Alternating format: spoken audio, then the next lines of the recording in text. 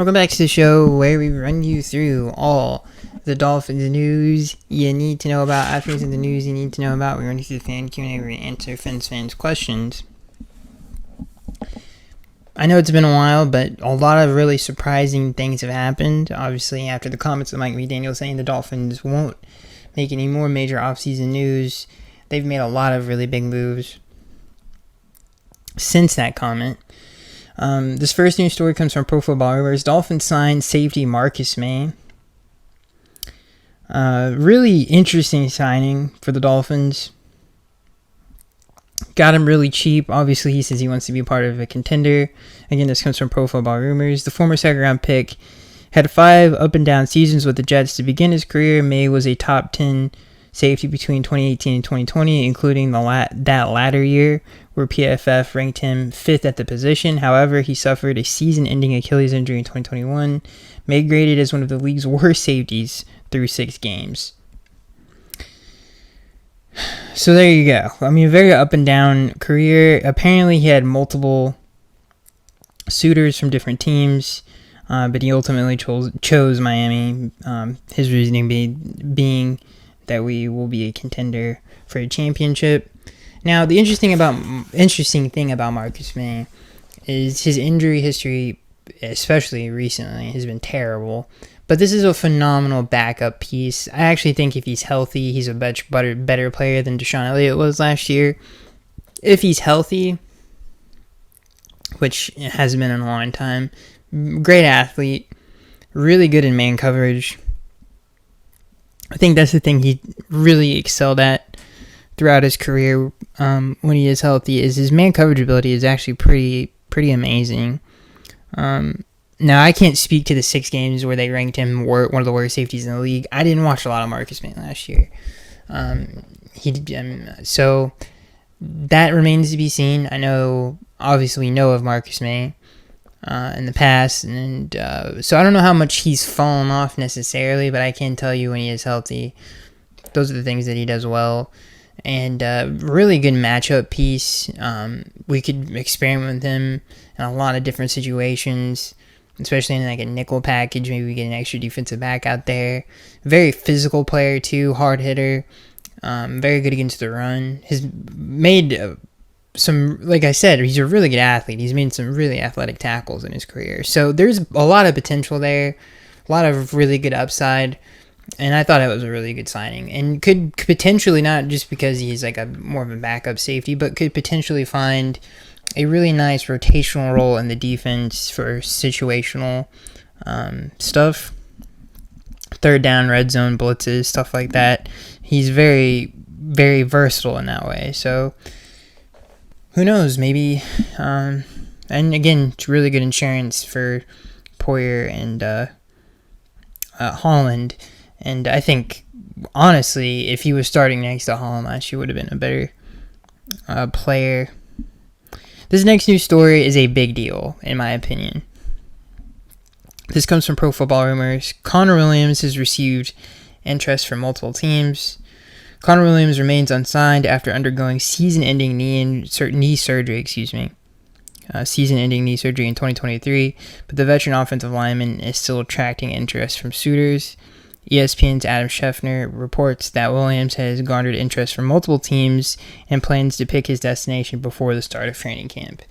So this would be, in my opinion, the additions of Brewer and some of the other free agents, Johnny Smith, really good. Kendall Fuller, some of the better decisions we've made in free agency. This would be my favorite one if they are able to get a deal done with him. But the addition of Brewer, who's more of a natural center, is really nice, and they could kick him to guard, which I think Connor Williams can play guard just fine. I think that's really what he does best is as an interior player is blocking, and he's such a great athlete. He's so good in space. It's really just the injury history with him isn't great, but when he has been in the lineup, he's such a phenomenal match in the system. Because of his athletic ability, and he's a really good pass protector and run blocker, and with power, he's a great anchor. He can do it all. There's nothing really he can't do as a interior lineman. The only thing that he sucked at, the two things that he sucked at since he's been a Dolphin, snapping the football and staying healthy. But when he's healthy, he's one of the best linemen in the NFL. So this is a player that if they were able to sign him and re-sign him before the start of training camp, which would be such a big deal for this team, I think this would be the best This is a best Dolphins team since the 90s. It's not even close. Like that would really, I think, put a cherry on top of the sundae. There's really no weakness to the team at that point. The biggest, in my opinion, the biggest flaw in the team and the biggest mystery would be the interior line. And adding him, it would make it a really formidable unit with him and Brewer, and possibly win on the interior. And they have really nice depth that they've kind of accumulated this offseason as well at that in the interior line. So this would be a really, 10 out of 10 phenomenal signing if they were able to re-sign Connor. I think, now obviously he has to stay healthy, but in my opinion, this really elevates the offensive line to being the best one that we've had here in Tua's career, and possibly since probably 2012, 2011, because those lines are actually pretty good. So yeah, I think this would be a very underrated. I don't think enough people, and I'm sure most Dolphins fans know how important that is, and he's such a good fit in the system. It was a steal that we even got him from Dallas, and he's really lived up to it, other than the injuries and the snap stuff, but he's been a very good player, so I hope they're able to get a deal done with him. Now, this next news story, if you've been following the Dolphins for a long time, Omar Kelly, who's a longtime Dolphins beat writer, has talked about this a lot, which is signing Calais Campbell. And the Dolphins have done a lot to kind of redo the defensive line. Obviously signing Shaquille Barrett, Calais Campbell, the draft with Muhammad Kamara and Job Robinson. They've added a lot of really good players to the unit itself, and now with Calais Campbell coming and obviously signing with the Dolphins, and he signed for the veterans minimum. That's barely $1 million. So, and the result in the cap chart, well, if you guys care about this stuff, it charges the salary cap in total $2 million to get a player like. Now, saying all that, I think, and I went back just to make sure I wasn't crazy to watch Calais Campbell. I think and let's get into the positives first. I think the two positives are, I think he's a great locker room guy. I think everybody who talks about Calais, it's the number one thing that they bring up, and I think that's important, and especially to this defense that had a lot of locker room issues last year. I think this is a really nice signing for the culture of the team. And so there's that, which I think is a big deal, very big deal. And he's coming into a defensive line that has a lot of young players on it. So he's going to be able to really help them out, which I think is important. Plus, he has a lot of familiarity with Anthony Weaver. I'm sure this is a great guy who can teach the system to the guys, kind of be a coach on the field through Anthony and someone that he's dealt with before.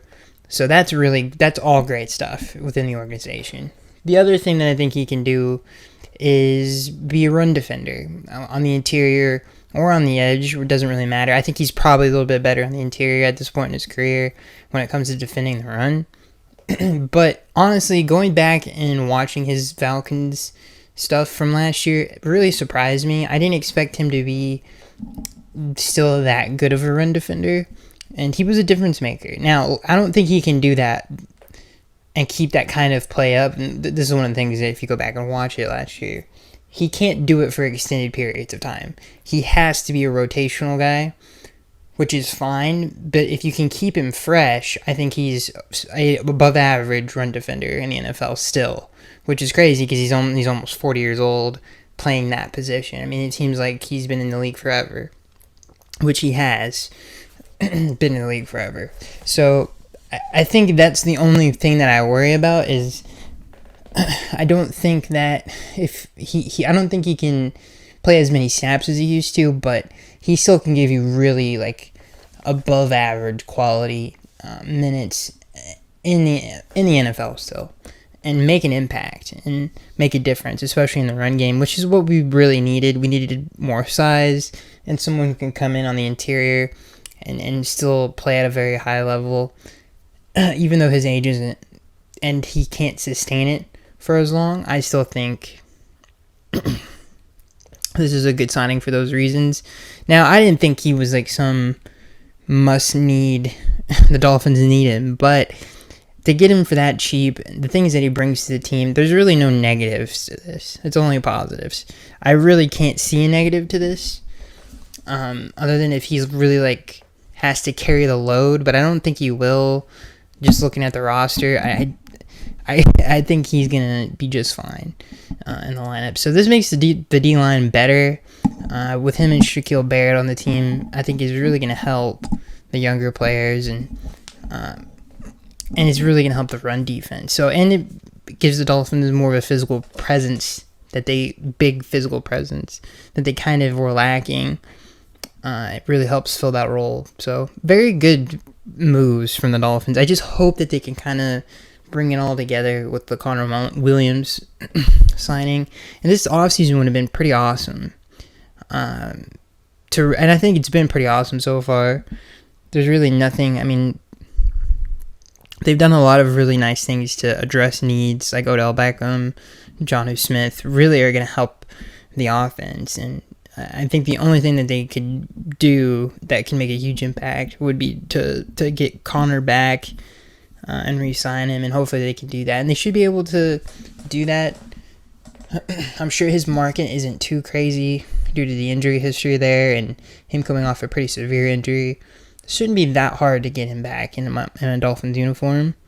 And he fit, and if he's like, I don't know what he's being offered, but if he's not being offered that much, there's no other system in the league that can showcase his talents as well as ours. So there's a lot of benefits for him, and the Dolphins kind of come into an agreement there.